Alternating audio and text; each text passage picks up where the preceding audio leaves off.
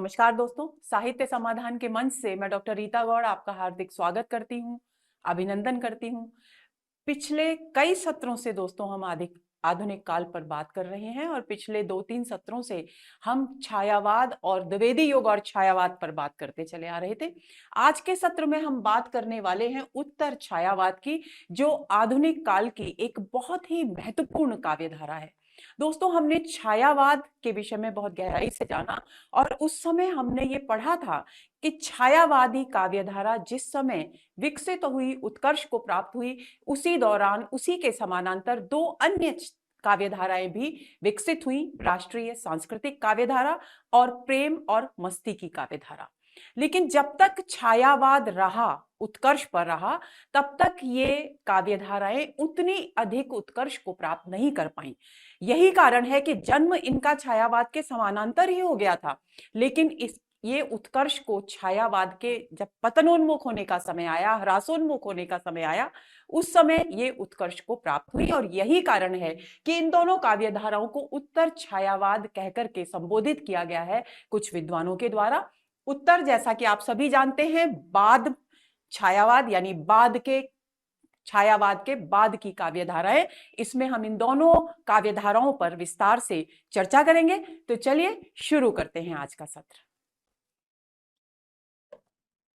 उत्तर छायावाद, जैसा कि मैंने आपसे अभी कहा कि उत्तर छायावाद का अर्थ है वे काव्यधाराएं जो उत्तर यानी बाद में, किसके बाद में, छायावाद के बाद में उत्कर्ष को प्राप्त हुई। जन्म तो उनका पहले ही हो गया था, उद्भव उनका पहले ही हो गया था, लेकिन उत्कर्ष को वे छायावाद के ह्रासोन्मुख होने के बाद ही प्राप्त हुई।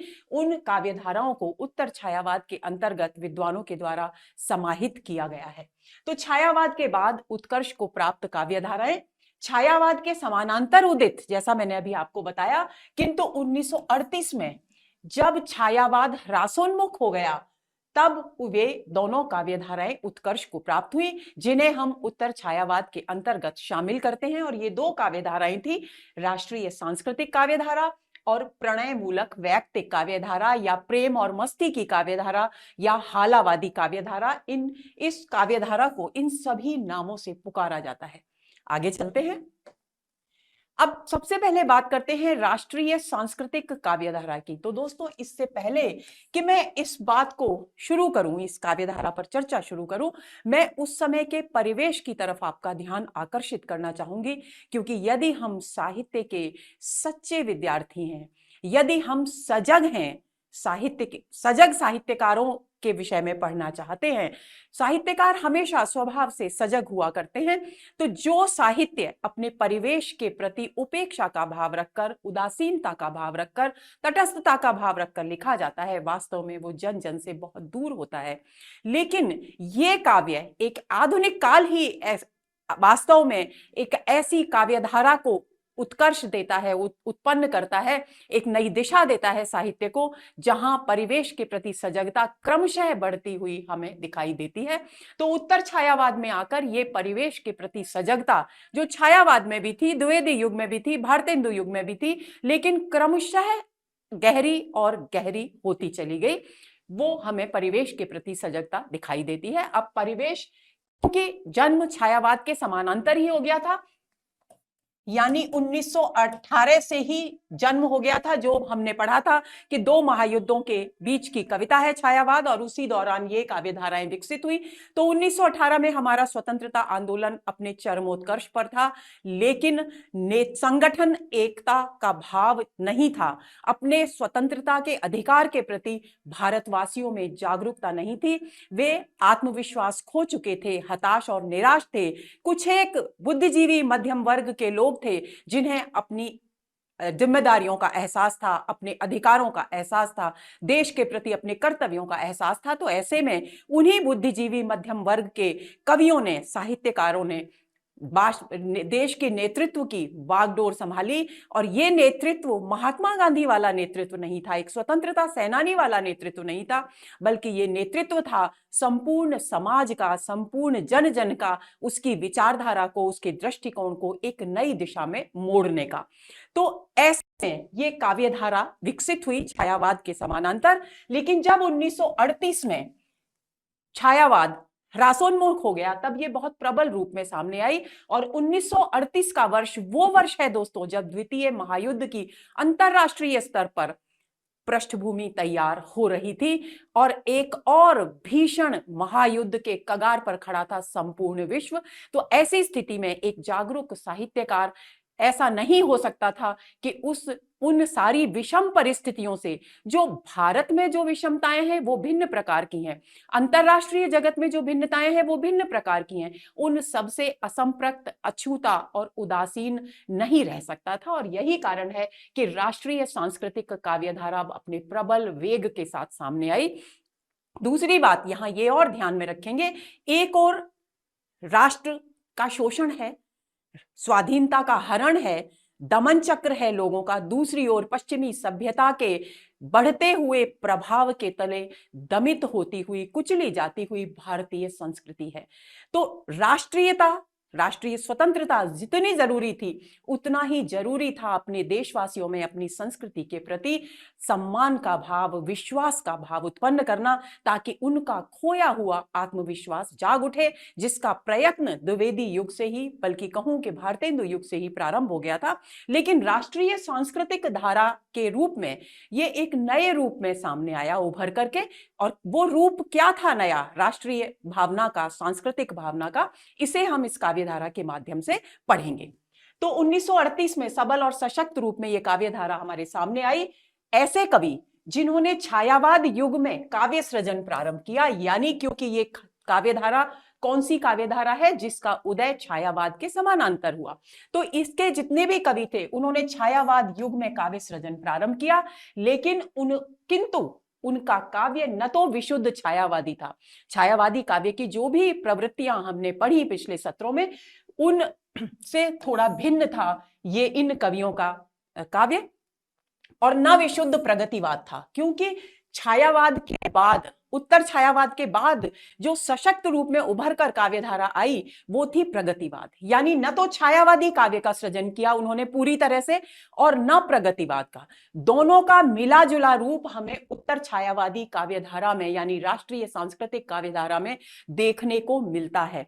वो क्या था, वो ये था कि न तो पूरी तरह से अपने परिवेश से असंप्रक्त रह सके हैं ये साहित्यकार, ना अपने सौंदर्य बोध को ठुकरा सके हैं, बल्कि इसके साथ अपने सौंदर्य बोध को कायम रखते हुए, राष्ट्रीय सांस्कृतिक विचारधारा के प्रति अपनी दृष्टि को केंद्रित रखते हुए वे अपने प्रगतिवादी विचारों, यानी जन जन में, मानव मूल्यों में, जन जन की पीड़ा को अपने भीतर महसूस करने के भावों को भी अभिव्यक्त करने में समर्थ हुए हैं।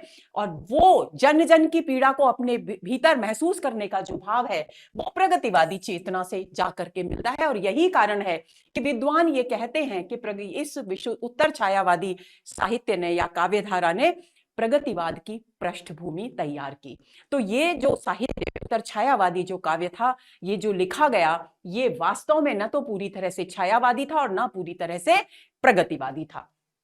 इन्हें, इस काव्यधारा को, जो ऐसी कविताएं जो लिखी गई, उनको रामस्वरूप चतुर्वेदी और डॉक्टर बच्चन सिंह ने उत्तर छायावाद का नाम दिया है। प्रश्न पूछा जा सकता है कि उत्तर छायावाद नाम देने वाले कौन से विद्वान हैं, तो आपको ध्यान रखना है रामस्वरूप चतुर्वेदी और बच्चन सिंह ने उत्तर छायावाद और उत्तर स्वच्छंदतावाद, क्योंकि हम पिछले सत्र में पढ़ चुके हैं दोस्तों कि बच्चन सिंह छायावाद नाम को स्वीकार नहीं करते, वे उसकी जगह स्वच्छंदतावाद नाम को अधिक उपयुक्त मानते हैं। तो ऐसी स्थिति में उत्तर स्वच्छंदतावाद यानी स्वच्छंदतावाद के युग के बाद का जो समय है उसे वे उत्तर स्वच्छंदतावाद युग के नाम से संबोधित करते हैं। तो ये बिंदु आपको कंठस्थ कर लेना है। आगे चलते हैं। देशभक्ति और राष्ट्रीयता के गहरे रंग में रंगी उग्रता और आक्रोश की कविता। ये जो राष्ट्रीय सांस्कृतिक कविता है, यदि उसकी किसी एक विशेषता को बताने के लिए हमसे कहा जाए तो हम क्या कहेंगे कि देशभक्ति और राष्ट्रीयता, जो कि द्विवेदी युग में भी थी, भारतेंदु युग में भी थी। भारतेंदु युग में उसमें राजभक्ति मिली हुई थी, लेकिन द्विवेदी युग में थोड़ा अतीत का गौरवगान भी उसमें शामिल हो गया, लेकिन उग्रता नहीं थी। वो उग्रता यानी उग्र राष्ट्रीय भावना, प्रबल, इतनी प्रबल आवेग के साथ राष्ट्रीय भावनाएं इस काव्य में अभिव्यंजित हुई जितनी पूर्व काल में कभी अभिव्यक्त नहीं की गई थी। यही कारण है कि ये उग्रता और आक्रोश की कविता है। आक्रोश किस बात का है? शोषण के विरुद्ध आक्रोश है, अंग्रेजी शासन के दमन चक्र के विरुद्ध आक्रोश है। जो शताब्दियों से जो जड़ता, जो मानसिक अवरोध, जो मानसिक प्रतिरोध, बहुत सारी रूढ़ियां, अंधविश्वास जिन्होंने हमारी प्रगति को रोक रखा है, उनके प्रति आक्रोश है और उन्हें तोड़ डालने की उग्रता है, ताकि देश राष्ट्र संगठित हो सके, स्वतंत्रता प्राप्त कर सके और सांस्कृतिक उत्कर्ष हो, यानी भारतीय संस्कृति फिर से अपने उत्कर्ष को प्राप्त हो सके। तो दो बातें यहां खास हैं। कौन सी? देशभक्ति और राष्ट्रीयता के गहरे रंग में रंगी उग्रता और आक्रोश की कविता। ये शांत भाव से उपदेश देती हुई कि हमारी भूमि ऐसी है, हमारी भूमि ऐसी है, हमारी संस्कृति ऐसी है, इस तरह की कविता नहीं है, बल्कि ये अपने अधिकारों को छीनने की, अपने खिलाफ जो गलत व्यवहार हो रहा है उसके प्रति विद्रोह उत्पन्न करती है, उसके भाव अभिव्यक्त करती है। अंग्रेजी शासन के दमन चक्र के बढ़ने के साथ साथ छायावादी संस्कारों के कवियों के हृदय में विद्रोह की आग भड़की कि वे बहुत समय तक छायावादी संस्कार यानी कल्पना में, आदर्श में और जीवन मूल्यों की स्थापना में अपने आप को अभिव्यक्त करते रहे, उसी में लगे रहे। लेकिन अंततः जब भीषणता, शोषण का दमन चक्र बहुत अधिक बढ़ गया, तब इनके मन में विद्रोह की आग भड़की। और ये जो विद्रोह की आग कवि के मन में भड़कती है, तो उसके बाद जन्म लेती है देशभक्ति और राष्ट्रीयता के गहरे रंग में रंगी राष्ट्रीय सांस्कृतिक काव्यधारा। यही स्वर राष्ट्रीय सांस्कृतिक काव्यधारा की आधार भूमि है। यानी यहां संस्कृति के प्रति प्रेम भी है, राष्ट्र प्रेम भी है, लेकिन उसके साथ आक्रोश भी है, उग्रता भी है, क्योंकि ये प्रबल आवेग इस रूप में अभिव्यक्त होता है कि हमें हर हाल में अपने अधिकार को लेकर ही रहना है, हमें शोषण को स्वीकार नहीं करना है।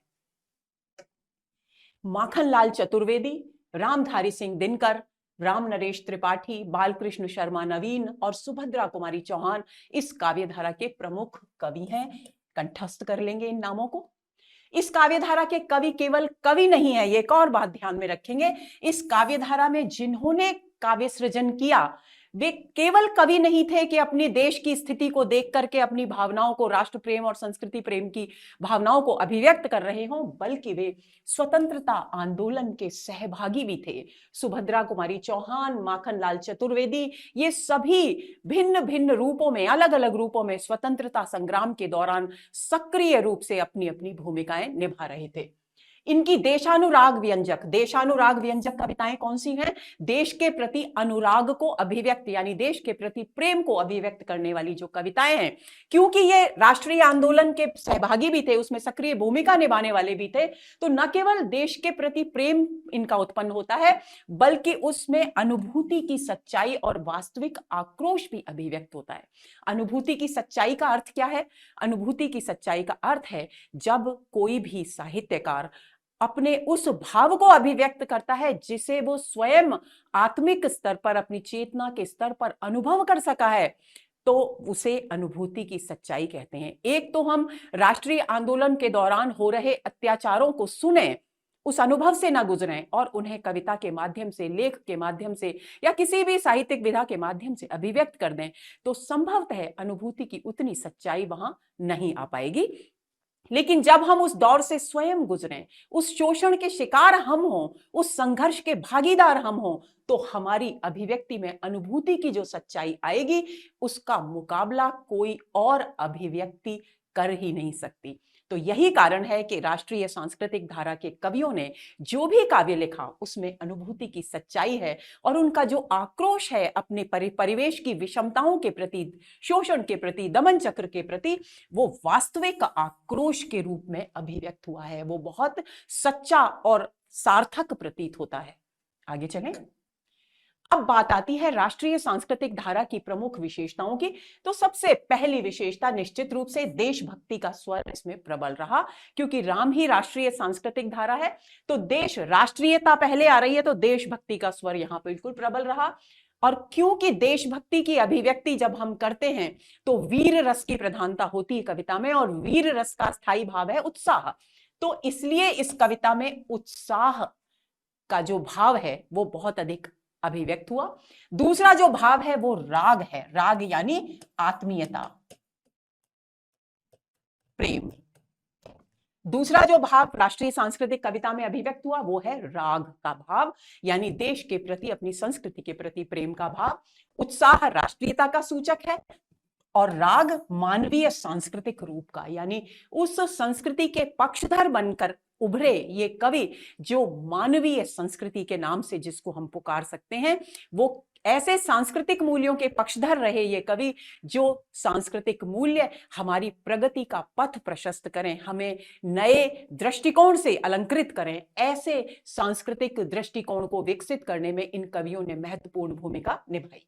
पराधीनता और अंग्रेजी दमन चक्र के विरुद्ध प्रदर्शित संघर्ष अभिव्यक्त हुआ, क्योंकि अनुभूति की सच्चाई थी, क्योंकि ये कवि स्वयं राष्ट्रीय आंदोलन के सहभागी रहे थे, इसलिए जो संघर्ष उन्होंने अपने व्यक्तिगत जीवन में वास्तव में किया था, उसी संघर्ष की अभिव्यक्ति इस कविता में हुई। तो ये तीन बिंदु, देशभक्ति है, उसके साथ साथ देश के प्रति प्रेम तो है ही, सांस्कृतिक प्रेम भी है, संस्कृति के प्रति यानी मानवीय संस्कृति के प्रति प्रेम है, और पराधीनता और दमन चक्र के विरुद्ध किया गया संघर्ष है। केवल यहां कवि ये नहीं कह रहा कि हमारा दमन हो रहा है, हमारा शोषण हो रहा है, बल्कि उसके विरुद्ध जो संघर्ष वो कर रहा है, उस संघर्ष को भी वो अपने काव्य के माध्यम से अभिव्यक्त कर रहा है।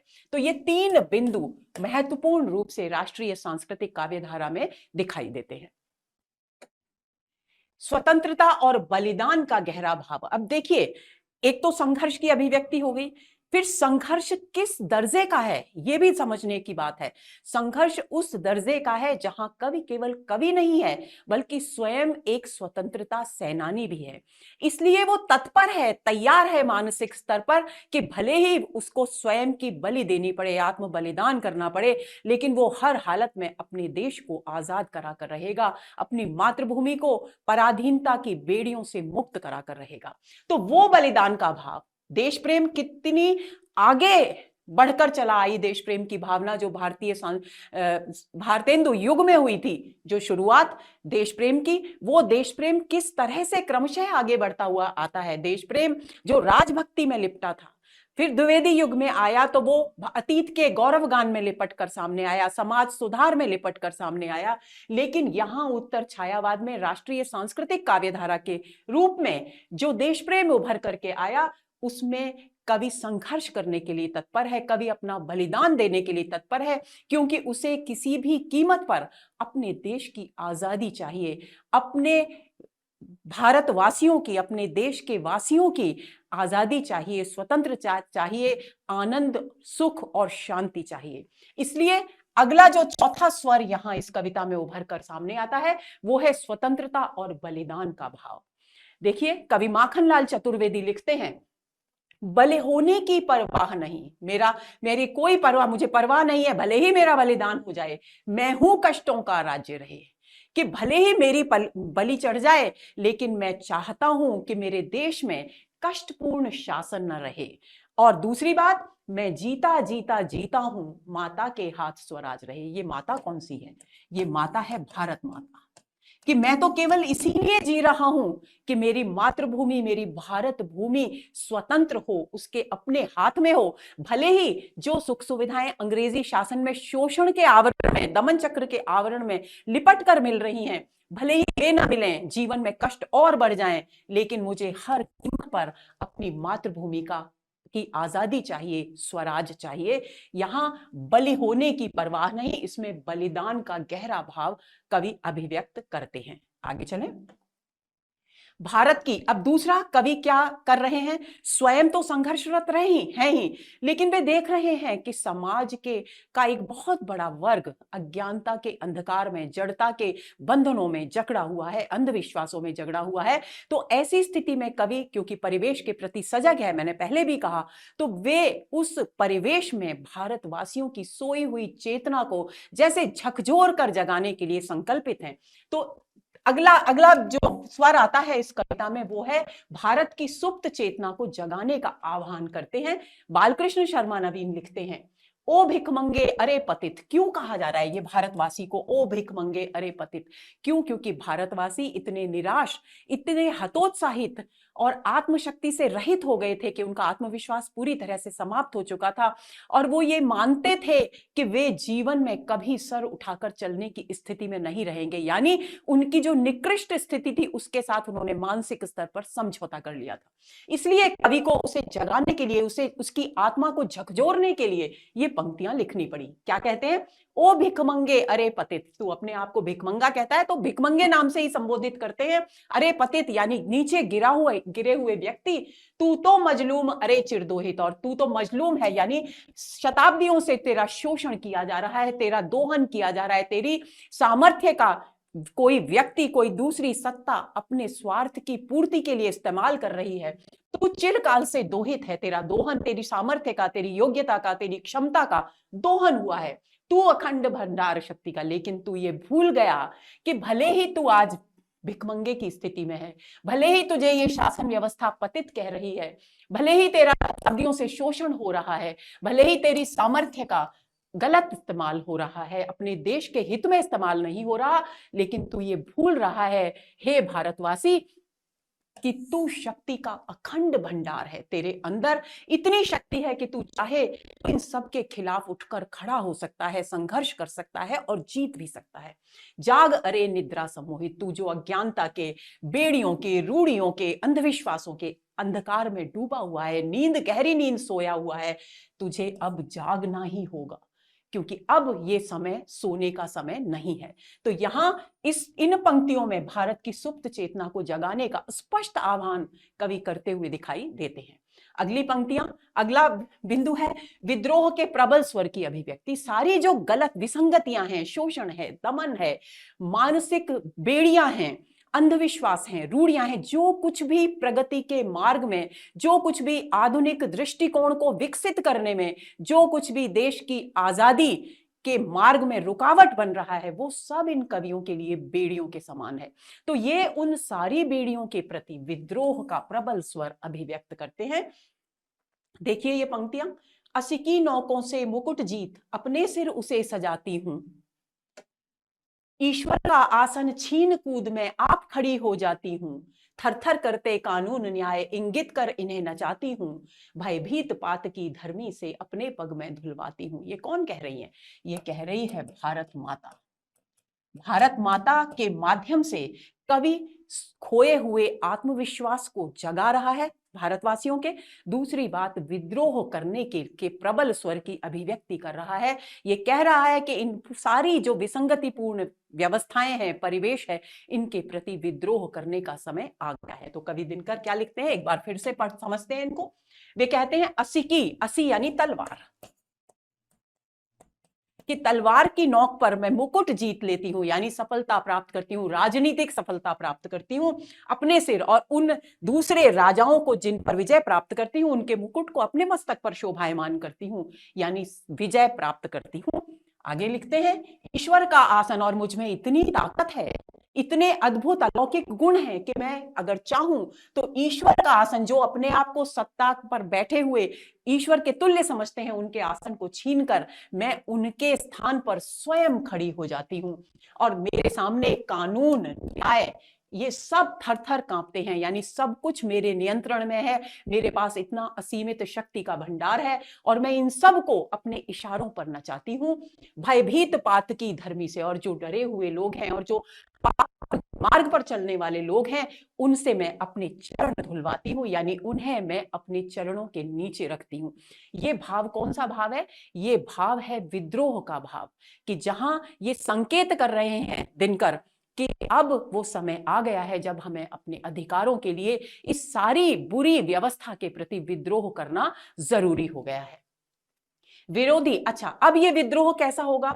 विद्रोह विरोधी को अहिंसक और बलिदानी भावों से प्रभावित करने की विचारों की अभिव्यक्ति, क्योंकि एक और ये जो युग चल रहा था, यहाँ गांधीवाद का परिवेश में बहुत अधिक प्रभाव था। तो भारतीय सांस्कृतिक मूल्यों के पक्षधर थे ये कवि। तो भले ही इनमें आक्रोश हो, उग्रता हो, क्योंकि वो उस समय की मांग थी, लेकिन फिर भी वे विरोधी को, अपना जो विरोधी है उसको अहिंसात्मक तरीकों से, बलिदान से भरे हुए भावों से प्रभावित करने के विचारों की अभिव्यक्ति करते हैं। यानी वे हिंसा का मार्ग अपनाने का समर्थन नहीं करते। माखनलाल चतुर्वेदी की एक कविता है, उसमें उन्होंने कहा है, बलिशाला ही हो मधुशाला। मधुशाला जहां पर शराब, मादक द्रव्यों का सेवन किया जाता है, उसे मधुशाला कहते हैं। वैसे आप सभी जानते होंगे, क्योंकि बच्चन की मधुशाला पर्याप्त लोकप्रिय काव्यकृति रही है अपने समय की।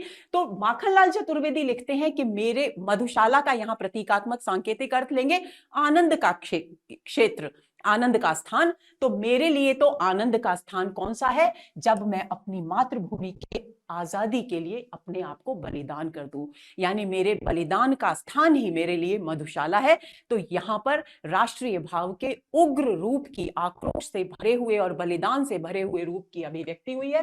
कहकर इसी प्रकार के भाव अभिव्यक्त करते हैं। दूसरी ओर सुभद्रा कुमारी चौहान भी बलिदान के भावों को अभिव्यक्त करती हुई लिखती हैं, मातृ मंदिर में हुई पुकार, चढ़ा दो मुझको हे भगवान। भगवान से प्रार्थना करती हैं कि भगवान, मेरी मातृभूमि के मंदिर में बलिदान के लिए मेरी भारत माता पुकार रही है, क्योंकि उसे पराधीनता की बेड़ियों से मुक्त करना है। तो हे भगवान, मुझे वो मार्ग दिखाओ जिस पर चलकर मैं उस अपने भारत भूमि की स्वतंत्रता के लिए, उसकी पराधीनता की बेड़ियों को काटने के लिए अपना बलिदान दे सकूं। तो यहां भी बलिदान का भाव है। इसके अतिरिक्त सोहनलाल द्विवेदी, जो इस काव्य परंपरा के, काव्यधारा के एक अन्य महत्वपूर्ण कवि हैं, वे लिखते हैं, बिना चढ़ाए शीश नहीं टूटेंगी मां की कड़ियां। स्पष्ट है आराम से कि वे भी ये स्वीकार करते हैं कि बिना बलिदान किए, शीश चढ़ाने का अर्थ है बलिदान करना। तो जब तक हम अपने बलिदान करने के लिए, जीवन का बलिदान करने के लिए तत्पर नहीं होंगे, तब तक हम भारत माता की पराधीनता की बेड़ियों को समाप्त नहीं कर सकेंगे, उन्हें तोड़ नहीं सकेंगे। आगे चलें। ध्वंस की देखिए, आक्रोश है, उग्रता है, विद्रोह है, लेकिन उसमें ध्वंस नहीं है। क्यों? क्योंकि हिंसा नहीं है, क्योंकि ये कवि संस्कृति के प्रति, भारतीय संस्कृति के प्रति, मानवीय सांस्कृतिक जीवन मूल्यों के प्रति भी आस्था रखते हैं, राग का भाव रखते हैं, जिसको हमने शुरू में ही कहा। इसलिए ये बदलाव लाना चाहते हैं आक्रोश से, गलत बात का विरोध करना चाहते हैं, लेकिन उसके मूल में पुनर्निर्माण का कल्याणकारी स्वर विद्यमान है। मांगलिक स्वर, जिसमें लोक का कल्याण हो, ऐसे स्वर की प्रधानता यहां दिखाई देती है। देश के प्रति राग, यहां पर जो देशभक्ति जिसकी बात हमने अपने कक्षा के प्रारंभ में ही की, उसके प्रति राग यानी प्रेम का भाव दो रूपों में यहां अभिव्यक्त हुआ है। एक तो कवि अपने देश के प्रति प्रेम को अभिव्यक्त करता है देशवासियों के प्रति सहानुभूति, प्रेम और आत्मीयता के रूप में। वो अपने देशवासियों के प्रति सहानुभूति, प्रेम का भाव अभिव्यक्त करता है, आत्मीय भाव अभिव्यक्त करता है। तो एक प्रकार से देश के प्रति लगाव को अभिव्यक्त करता है। दूसरा, देश की जड़ता, देश में जो जड़ता व्याप्त है। कौन कौन सी जड़ता व्याप्त है? कई बार मैं जिक्र कर चुकी, मानसिक अवरोध, अंधविश्वास, सामाजिक बंधन, रूढ़ियां, ये जो कुछ भी है जिसे तर्क की कसौटी पर कसकर सही सिद्ध नहीं किया जा सकता, और केवल हम अपने मन से न जाने कितनी पीढ़ियों से, कितनी शताब्दियों से उन्हें स्वीकार करते चले आ रहे हैं, उसके कारण हमारी सोच, हमारा व्यक्तित्व, हमारी चेतना जड़ हो गई है। उस जड़ चेतना को तोड़ने की बात यहां देश प्रेम के अंतर्गत अभिव्यक्त हुई है, उसे जीवंत रूप में प्रस्तुत किया जा रहा है। आगे चलें। दिनकर की हिमालय, पाटलिपुत्र की गंगा और दिल्ली जैसी कविताएं इसी भाव को अभिव्यक्त करने वाली कविताएं हैं।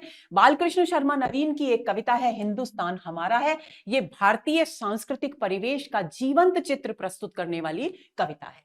अगला बिंदु आता है आर्य संस्कृति की स्थापना। क्योंकि हमने पहले ही चर्चा की दोस्तों कि ये कवि उस काव्यधारा के कवि थे जिसका नाम है राष्ट्रीय सांस्कृतिक काव्यधारा, यानी राष्ट्र प्रेम के साथ साथ संस्कृति प्रेम भी जुड़ा हुआ है। तो इसलिए ये आर्य संस्कृति, हमारी जो प्राचीन संस्कृति है, उसकी स्थापना की बात करते हैं, सांस्कृतिक विकास के स्वप्न देखते हैं और उन्हें अपने काव्य के माध्यम से अभिव्यक्त करते हैं। देश की आजादी को देश की आत्मा की आजादी के रूप में देखते हैं। देश की आजादी को केवल वो बाहरी रूप में नहीं देखते, क्योंकि दोस्तों मैंने आपको कहा था कि जैसे जैसे आधुनिक युग की शुरुआत होती है, जब भारतेंदु युग से, तो जो आधुनिक दृष्टिकोण भारतेंदु युग में है उससे थोड़ा बारीकी आती है द्विवेदी युग में, फिर उससे और बारीक हो जाता है और सूक्ष्म रूप धारण कर लेता है कब? छायावाद में, और उससे भी सूक्ष्म रूप धारण कर लेता है उत्तर छायावाद में। तो यहां देश की आजादी को केवल शासन परिवर्तन की आजादी नहीं, केवल सत्ता के अपने देश के प्रतिनिधियों के हाथ में आना आजादी नहीं है, बल्कि आजादी आत्मा की आजादी के रूप में स्वीकार की गई है। क्योंकि यह शस्त्र विजय नहीं, अपितु गांधी के अहिंसा शास्त्र की अर्थात भारतीय संस्कृति की विजय थी। हम अगर स्वतंत्र होंगे तो ये राष्ट्रीय सांस्कृतिक धारा के कवि ये मानते थे कि हम अगर स्वतंत्र होंगे तो ये स्वतंत्रता केवल देश को राजनीतिक स्तर पर पराधीनता से मुक्त करने की स्वतंत्रता नहीं है, बल्कि भारतीय संस्कृति जो दब गई है, जो पतनोन्मुख हो गई है, जो ह्रासोन्मुख हो गई है, उसके उत्कर्ष का मार्ग प्रशस्त करने वाली विजय है, सफलता है। इसलिए इसे उन्होंने भारतीय संस्कृति की विजय के रूप में देखा। देशवासियों में जागृति और आत्मविश्वास जगाने के प्रेरक भावों की यहां अभिव्यक्ति की गई। तू अखंड भंडार शक्ति का जैसी कविताएं बालकृष्ण शर्मा नवीन ने लिखी, और वो इस बात की प्रेरक हैं कि ये कवि जागृति, देश की सोए हुई जो चेतना थी उसको जगाने के लिए कटिबद्ध रहे। अब आती है दूसरी काव्यधारा जो उत्तर छायावाद में महत्वपूर्ण प्रबल काव्यधारा के रूप में विकसित हुई, और उसका नाम है वैयक्तिक प्रणय मूलक कविता, यानी इसे प्रेम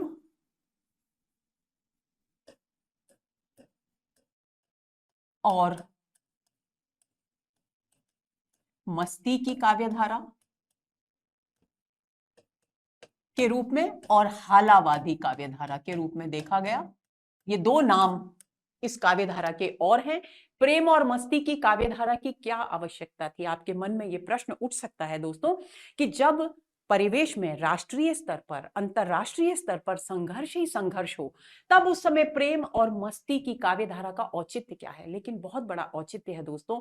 हम केवल संघर्ष करते रहकर, हम केवल एक ही दिशा में जुटे रहकर अपने आप को व्यस्त नहीं रख सकते, अपने आप को उत्साहित नहीं कर सकते। हम कभी कभी एक ऐसे क्षण की भी आवश्यकता हमें होती है जब हम संघर्ष से इतर होकर, संघर्ष से थोड़ा सा अलग होकर प्रेम और मस्ती में डूबे, जिससे कि हमारी ऊर्जा का नवीनीकरण हो और हम वापस से दुगने वेग के साथ, दुगने आक्रोश के साथ अपने संघर्ष में जुट जाएं। यही कारण है कि ये काव्यधारा राष्ट्रीय सांस्कृतिक काव्यधारा की उग्रता के समानांतर चलती है, और ये दोनों काव्यधाराएं वास्तव में राष्ट्रीय आंदोलन को एक अभूतपूर्व दिशा में, अद्भुत दिशा में ले जाती हैं। तो ये इस काव्यधारा को हम प्रेम और मस्ती की काव्यधारा कहें या हालावादी काव्यधारा कहें, लेकिन वास्तव में इन प्रेम और मस्ती के भावों में संदेश निहित है, वहां भी जागरूकता निहित है, वहां भी मानसिक अवरोधों के प्रति विद्रोह का भाव है, जिसे हम आगे देखेंगे। राष्ट्रीय सांस्कृतिक काव्यधारा के साथ साथ इस युग में प्रणय, मस्ती और मादकता के भावों से युक्त वैयक्तिक प्रणय मूलक कविता भी लिखी गई, यानी यहां पर व्यक्तिगत सुख दुख, व्यक्तिगत प्रेम के चित्र यहां अंकित किए गए। यह काव्यधारा वह काव्यधारा है जो छायावाद की कोख से जन्मी और कुछ भिन्न मार्ग पर भिन्न दिशा में बहती हुई प्रगतिवाद की आधार भूमि बनी। क्योंकि जितनी गहराई से इस काव्यधारा के कवियों ने मस्ती की बात की, खुले स्वच्छंद प्रेम की बात की, प्रेम के बिल्कुल वासनापरक दृश्य भी चित्रित किए, वहीं दूसरी ओर इन्होंने शोषित भारत के पीड़ित नागरिक की पीड़ा को भी अपने भीतर महसूस किया, जो कालांतर में विकसित होकर प्रगतिवादी चेतना के रूप में हमारे आधुनिक काव्य का अंग बनी। इसलिए यह कहा जाता है कि यह प्रगतिवाद की पृष्ठभूमि बनी। आप इसे भूलेंगे नहीं। कुछ समीक्षकों ने इसे हालावादी काव्यधारा भी कहा है। बच्चन इसके अग्रणी कवि हैं, हरिवंश राय बच्चन, रामेश्वर शुक्ल अंचल, भगवती चरण वर्मा और नरेंद्र शर्मा इस काव्यधारा के प्रमुख कवि माने जाते हैं। वैयक्तिक कविता के जन्म की पृष्ठभूमि स्पष्ट करते हैं कि आखिर ये वैयक्तिक प्रणय मूलक कविता विकसित क्यों हुई उस समय। तो डॉक्टर नगेंद्र ने लिखा है, बहुत ध्यान से हम इसको पढ़ेंगे क्योंकि इससे पूरा परिवेश का जो चित्र है वो हमारे सामने साकार हो जाएगा। वे लिखते हैं, जब अनेक स्वदेशी विदेशी प्रभावों के कारण मानव चेतना मध्ययुगीन सामंती रूढ़ियों से प्राय मुक्त हो गई, यानी अंतरराष्ट्रीय स्तर पर और विदेशी पश्चिमी संस्कृति के प्रभाव के कारण जो मानवीय चेतना, जो भारत की मानवीय चेतना मध्ययुगीन सामंती रूढ़ियों में बंधी हुई थी, जब वो लगभग मुक्त हो गई और अपनी सत्ता के प्रति, सत्ता या का मतलब क्या है, अस्तित्व, व्यक्ति अपने अस्तित्व के प्रति जागरूक हो गया। एक बात और आपको यहां दोस्तों ध्यान में रखनी है कि यह अस्तित्व की जागरूकता, ये मानसिक बंधनों से मुक्ति का भाव बुद्धिजीवी वर्ग तक ही अभी तक सीमित है। वो धीरे धीरे विकसित होकर आम आदमी के बीच में अपनी जगह बनाता है। तो अपनी सत्ता के प्रति जागरूक हो गई थी। दर्शन के क्षेत्र में बहुदेववाद के स्थान पर क्या परिवर्तन आया, इसके फलस्वरूप जब व्यक्ति अपने अस्तित्व के प्रति जागरूक हो गया, मध्ययुगीन सामंती संस्कारों से मुक्त हो गया, यानी उसके मस्तिष्क की जड़ता समाप्त हो गई, तो उसके बाद जो परिवर्तन आया उसे डॉक्टर नगेंद्र यहां अलग अलग क्षेत्रों में क्या क्या परिवर्तन आया उसकी ओर संकेत करते हैं। बहुत ही खूबसूरती से डॉक्टर नगेंद्र ने यहां ये अभिव्यक्ति की है। वे लिखते हैं, दर्शन के क्षेत्र में क्या बदलाव आया, वहां बहुदेववाद था, बहुत सारे देवी देवताओं की पूजा का प्रचलन था, लेकिन उसके स्थान पर एकेश्वरवाद का विकास हुआ, यानी नाम भले ही अलग हों लेकिन ईश्वर एक है, ये भाव यहां विकसित हुआ दार्शनिक क्षेत्र में। और अद्वैतवाद की पुनः प्रतिष्ठा हुई, जो निराला के काव्य में हमको पहले से ही दिखाई देती है और उनकी प्रगतिवादी चेतना की कविताओं में और भी मुखरित होकर सामने आती है। राजनीति में व्यक्ति का प्रभाव बढ़ने लगा। राजनीति में क्या प्रभाव हुआ, व्यक्ति का प्रभाव बढ़ने लगा क्योंकि व्यक्तिवाद विकसित हो रहा है। अर्थव्यवस्था में पैतृक संपत्ति, पहले क्या था, जो पिता से प्राप्त संपत्ति है उसी के आधार पर अपना जीवन यापन करने की प्रवृत्ति हमारे समाज में मौजूद थी, लेकिन अब क्योंकि व्यक्ति अपनी चेतना, अपने अस्तित्व के प्रति जागरूक हो गया, तो पैतृक संपत्ति के स्थान पर व्यक्ति के अपने पुरुषार्थ द्वारा, अपनी मेहनत से अर्जित पूंजी का विकास हुआ। यानी अर्थव्यवस्था में भी यह बदलाव आया कि अब केवल पैतृक संपत्ति ही आय का स्रोत नहीं है, बल्कि व्यक्ति अपने पुरुषार्थ से, अपने कर्म से, अपने संघर्ष से भी पूंजी का अर्जन करेगा। तो अर्थव्यवस्था में भी परिवर्तन आया। समाज के क्षेत्र में व्यक्ति के परिवर्तनों की वर्धमान सफलता आदि ऐसे कारण उपस्थित हुए क्योंकि समाज में जहां विकास हो रहा था वहां प्रत्येक व्यक्ति के प्रयत्न जो उसके द्वारा किए जा रहे थे समाज के विकास में, उन सबको पहचान मिली, अलग अलग पहचान मिली। ये जो कारण उपस्थित हो गए थे जिनसे व्यक्तिवाद को प्रोत्साहन मिला। तो व्यक्ति का महत्व कुल मिलाकर राजनीति के क्षेत्र में, दर्शन के क्षेत्र में हो या समाज के क्षेत्र में हो, अर्थव्यवस्था के क्षेत्र में हो, सब जगह व्यक्तिवादी चेतना विकसित हुई। और इसका एक कारण जो महत्वपूर्ण था वो था अस्तित्व के प्रति लोगों का जागरूक होना। मध्य वर्ग के उदय, और फिर इसी दौरान मध्य वर्ग का उदय हुआ। और मध्य वर्ग कौन सा वर्ग है, बुद्धिजीवी वर्ग है, जिसके पास इतनी सुविधाएं थी कि वो अच्छी से अच्छी शिक्षा प्राप्त कर सकता था। और अच्छी से अच्छी शिक्षा प्राप्त करने का अच्छा परिणाम ये था कि वो जो आधुनिक दृष्टिकोण से युक्त पत्र पत्रिकाएं थी, पुस्तकें थी, उनको अध्ययन कर सकता था और अपने समाज का मार्गदर्शन कर सकता था। तो ऐसा एक वर्ग उदित हुआ। शिक्षा, साहित्य, संस्कृति और राजनीति में उसके बढ़ते नेतृत्व ने, मध्य वर्ग ने नेतृत्व संभाला। आपको यह जानकर आश्चर्य होगा दोस्तों कि भारत में ही नहीं मध्य वर्ग का यह नेतृत्व सामने आया, बल्कि इतिहास में जितनी भी क्रांतियां हुई उनमें से अधिकांश क्रांतियों का, यहां तक कि फ्रांस की क्रांति का नेतृत्व भी मध्य वर्ग ने ही किया था। तो मध्य वर्ग जो कि बुद्धिजीवी वर्ग होता है, जिसके पास ये क्षमता होती है कि वो परिवेश के अनुकूल निर्णय ले सके, उसके दृष्टिकोण के अच्छे और बुरे पक्ष पर विचार कर सके, इसलिए उसमें समाज का नेतृत्व करने की क्षमता होती है। तो उसके बढ़ते नेतृत्व ने व्यक्तिवादी चेतना को और अधिक विकसित कर दिया। छायावाद में ये वैयक्तिकता, छायावाद में भी हमने पढ़ा था कि व्यक्तिगत भावनाओं की अभिव्यक्ति है, वैयक्तिकता का भाव है, लेकिन ये वैयक्तिकता वहां प्रतीकों के माध्यम से अभिव्यक्त हुई थी। क्या फर्क है छायावादी वैयक्तिकता में और राष्ट्रीय प्रेम और मस्ती की काव्यधारा की वैयक्तिकता में? वहां आवरण में ढकी हुई वैयक्तिकता थी, लेकिन यहां लाक्षणिक प्रयोगों के माध्यम से प्रच्छन्न यानी ढके हुए रूप में, प्रच्छन्न का मतलब है आवरण में ढके हुए, ढके रूप में अभिव्यक्त हुई। किंतु इस काव्यधारा ने सारे अवरोध, सारे आवरण हटाकर एकदम स्पष्ट और बेलाग अभिव्यक्ति की। और अभिव्यक्ति की बेलाग स्पष्ट अभिव्यक्ति हो गई। अंचल लिखते हैं, छिपाने को छिपा लेता। रामेश्वर शुक्ल अंचल अपनी वैयक्तिकता को क्यों अभिव्यक्त कर रहे हैं काव्य में, उसका कारण भी बता देते हैं कि छिपाने को छिपा लेता विकल चीत्कार में सारा, कि मेरे अंदर जो हाहाकार मचा हुआ है, मेरे अंदर जो बेचैनी है, जो पीड़ा है, जो कष्ट है, वो सब मैं छिपा सकता था, लेकिन छिपाने को छिपा लेता विकल चीत्कार में सारा, मगर अभिव्यक्ति की मानव सुलभ तृष्णा नहीं जाती। वे लिखते हैं, लेकिन मैं क्या करूं, मैं भी तो मनुष्य हूं और मेरी प्यास है कि मैं अपने अंदर की पीड़ा को अभिव्यक्त करूं, और मैं छिपाऊंगा तो मेरी ये जो तृष्णा है, अपनी अभिव्यक्ति करने की जो तृष्णा है, जो प्यास है, जो लालसा है, वो मेरी दबी रह जाएगी और वो से मैं शांत नहीं कर पाता। इसलिए मैं अपनी सारे सुख दुख, सारी पीड़ाएं, अपने हृदय की सारी वेदनाएं सहज और स्पष्ट रूप में अभिव्यक्त कर देता हूं। ये वैयक्तिकता है। आगे चलें। अब बात आती है इस काव्यधारा की प्रवृत्तियों की, प्रणय की अनुभूतियों की सहज, निश्चल और बेलाग अभिव्यक्ति। यानी ये अभिव्यक्ति इस समय इतनी स्पष्ट रूप में सामने आई जितनी पहले की काव्यधाराओं में कभी इतनी स्पष्ट अभिव्यक्ति व्यक्तिगत अनुभूतियों की नहीं थी।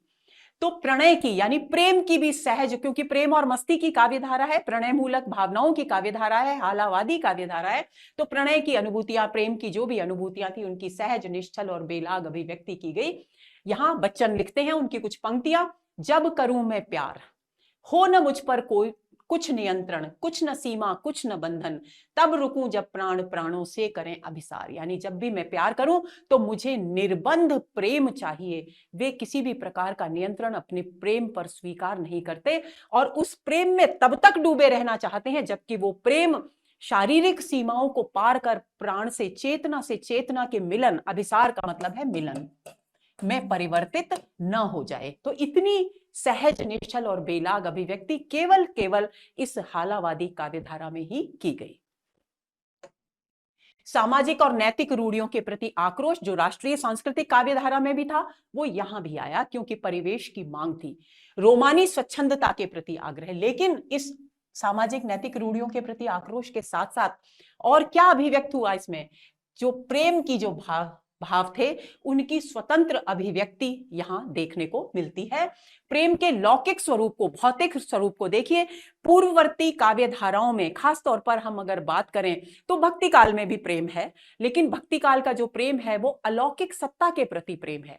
लेकिन यहां इस प्रणय मूलक काव्यधारा में जो प्रेम का स्वरूप स्वीकार किया गया वो पूरी तरह से लौकिक प्रेम है, उसमें अलौकिकता का भाव बिल्कुल भी नहीं है। इस प्रेरित लोलित रति गति में, रामेश्वर शुक्ल अंचल कहते हैं कि इस प्रेरित लोलित रति गति में जब झूम झमकता विशुद्ध गात, विशुद्ध यानी बेसुध होकर, बेसुद्ध शरीर, प्रेम के क्षणों में डूबा हुआ जो बेसुध शरीर है,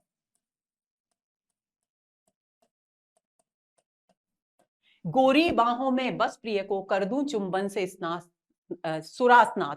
कवि लिखते हैं कि तब मेरा मन ये करता है, मेरे हृदय में ये प्रेम का भाव उमड़ता है कि मैं अपने प्रिय को अपनी बाहों में लेकर उसे चुंबन की मदिरा से सराबोर कर दूं। तो ये प्रेम की, प्रणय मूलक भावनाओं की बिल्कुल स्पष्ट, निर्बंध, किसी भी प्रकार के बंधन को स्वीकार न करने वाली अभिव्यक्ति है। इस तरह की न जाने कितनी अभिव्यक्तियां अलग अलग कवियों के द्वारा इस काव्यधारा में की गई। कुंठा जनित विनाश, अब कुंठा जनित विषाद और निराशा की सहज और वास्तविक अभिव्यक्ति यहां हुई। कुंठाएं कौन सी हैं?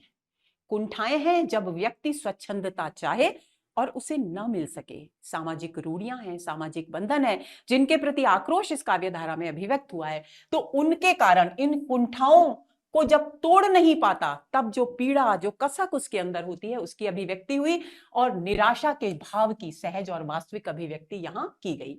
वैयक्तिक कविता में उपलब्ध एक स्वर विद्रोह और आक्रोश का भी है और विद्रोह और आक्रोश के स्वर की भी यहां प्रबल अभिव्यक्ति हुई। और ये आक्रोश केवल व्यवस्था के प्रति नहीं है, सामाजिक रूढ़ियों, अंधविश्वासों के प्रति नहीं है, शासन के प्रति नहीं है, बल्कि इसके साथ साथ नियति के प्रति भी है, जो कि अलग प्रकार का आक्रोश है। नियति यानी भाग्य के अधीन होने की जो भाव हमारे समाज में प्रचलित है, वो उसके प्रति भी आक्रोश यहां पर व्यक्त हुआ है। यही कारण है दोस्तों कि ये काव्यधारा सभी प्रकार की मानसिक जड़ताओं को तोड़ देने का आग्रह करने वाली काव्यधारा है। आर्थिक विषमताओं, सामाजिक समस्याओं से आहत कवि कभी कभी फुफकारते से, जैसे सांप फुफकारता है क्रोध में आकर डस लेने को तत्पर, उसी तरह से कभी कभी कुछ पंक्तियों में ऐसा लगता है मानो कवि अपनी वेदना व्यक्त नहीं कर रहे, अपनी कुंठा व्यक्त नहीं कर रहे, अपना आक्रोश भी नहीं है, बल्कि एक फुफकार सी प्रतीत होती है। पंक्तियां देखिए, ये पंक्तियां हैं बच्चन की एकांत संगीत नामक उनकी कविता संग्रह से ली गई। मेरे पूजन आराधन को, मेरे संपूर्ण समर्पण को, जब मेरी कमजोरी कहकर मेरा पूजित पाषाण हंसा, तब रोक न पाया मैं आंसू। देखिए, इन पंक्तियों के द्वारा कवि दो तरफा बात कर रहे हैं।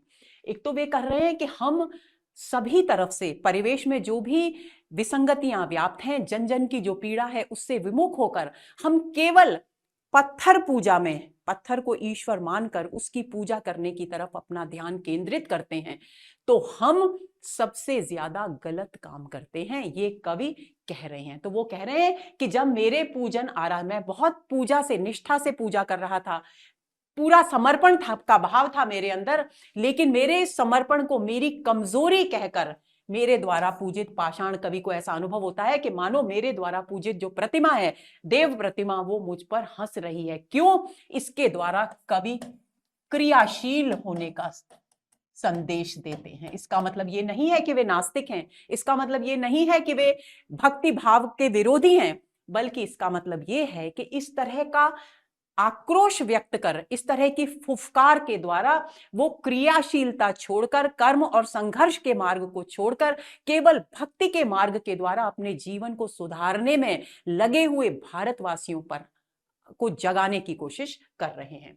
तब रोक न पाया आंसू में, और बच्चन कहते हैं तब मैं अपनी पीड़ा को नहीं रोक पाया, क्योंकि मैं देख रहा हूं कि मेरे समाज में कितनी पीड़ा है, कितनी वेदना है, और जब हम उनसे विमुख होकर केवल कर्म करने के स्थान पर केवल एक पूजा उपासना के मार्ग के द्वारा ही आनंद की स्थापना की कल्पना करते हैं, तो ये बात कवि को नागवार गुजरती है। आगे चलें। युद्ध क्षेत्र में दिखला भुजबल, अब वो आगे इस बात को और स्पष्ट करते हैं। युद्ध, ये जो पहले पंक्तियां हैं उन्हीं की आगे की पंक्तियां हैं, अंतिम पंक्तियां। युद्ध क्षेत्र में दिखला भुजबल की इस पत्थर पूजा के द्वारा अपने देश का उद्धार, अपना व्यक्तिगत जीवन का उद्धार, अपनी पूरी मानवीय जाति का उद्धार करने का संकल्प गलत है। क्या आवश्यकता है? युद्ध क्षेत्र में दिखला भुजबल, तू अपनी भुजाओं के बल को युद्ध की भूमि में दिखा, रहकर अविजित अविचल प्रतिपल, और हर पल तू अविजित रहे, यानी विजय प्राप्त कर, तुझ पर कोई विजय प्राप्त न कर सके, तू कभी विचलित मत हो, हर क्षण तू दृढ़ता से अपने कर्म के पथ पर, अपने संघर्ष के मार्ग पर डटा रहे। मनुज पराजय के स्मारक हैं मठ मस्जिद गिरजाघर। और वे लिखते हैं कि ये जितने भी मठ हैं, मस्जिदें हैं, गिरजाघर हैं, जो भी मंदिर हैं, जो भी देवालय हैं, वे सब मनुष्य की पराजय के स्मारक हैं। इसलिए इनमें जाने की बजाय संघर्ष और कर्मशीलता का मार्ग अपनाने की आवश्यकता है। ये अभिव्यक्ति इसलिए क्योंकि उस समय के परिवेश की मांग थी।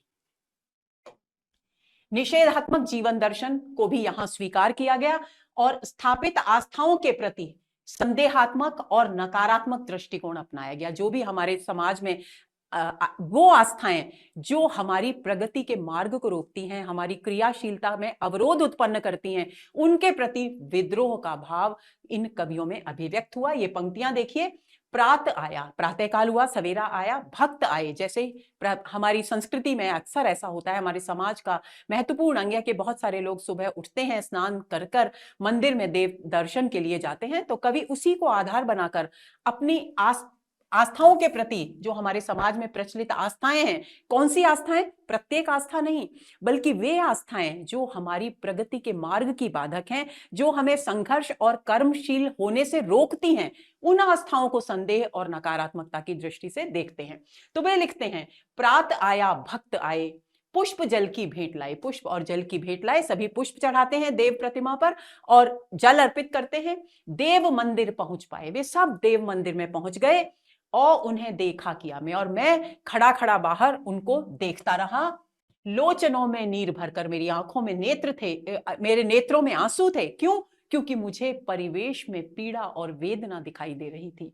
चढ़ न पाया सीढ़ियों पर, और उस वेदना के कारण, उस जन जन की पीड़ा के कारण मैं मंदिर की सीढ़ियों पर चढ़ नहीं पाया। सब गए जब रात आई, और जब सब चले गए, रात आ गई, पंथ रज मैंने उठाई, मैंने उस मार्ग की धूल को उठाया। देवता मेरे मिले मुझको उसी रज से निकल, और मुझे मेरे देवता उसी धूल में मिले, यानी मानव के बीच में मिले। नर में नारायण की अभिव्यक्ति का भाव यहां अभिव्यक्त किया गया है, और यही भाव प्रगतिवाद की बाद में जाकर के आधार भूमि बना। चढ़ न पाया सीढ़ियों पर, यह भी पंक्तियां एकांत संगीत से ली गई हैं। इसके बाद अगली विशेषता है दोस्तों, भौतिक, पर्यावरण और स्वच्छंद जीवन के प्रति स्वीकृति यहां पर है। यहां अलौकिक जीवन की बात है ही नहीं, अलौकिक के प्रति प्रेम बिल्कुल भी नहीं है। उद्दाम तरंगों से अपनी मस्जिद गिरजाघर देवालय मैं तोड़ गिरा दूंगी पल में, मानव के बंदी ग्रह निश्चय जो कूल किनारे तट करते संकुचित मनुज के जीवन को मैं काट सबों को डालूंगी, किसका डर मुझको मैं निर्भय। मधुबाला कविता संग्रह है बच्चन का, उसकी ये पंक्तियां हैं। मधुबाला जो मदिरा पिलाने वाली मदिरालय में बाला होती है, उसके माध्यम से ये बात अभिव्यक्त की गई है, और ये स्वच्छंद अभिव्यक्ति है कवि की। वे कहते हैं उद्दाम तरंगों से अपनी, कि मेरे जो भावनाओं का आवेग है उससे मैं ये मस्जिद, गिरजाघर और देवालय सभी गिरा दूंगी। क्यों?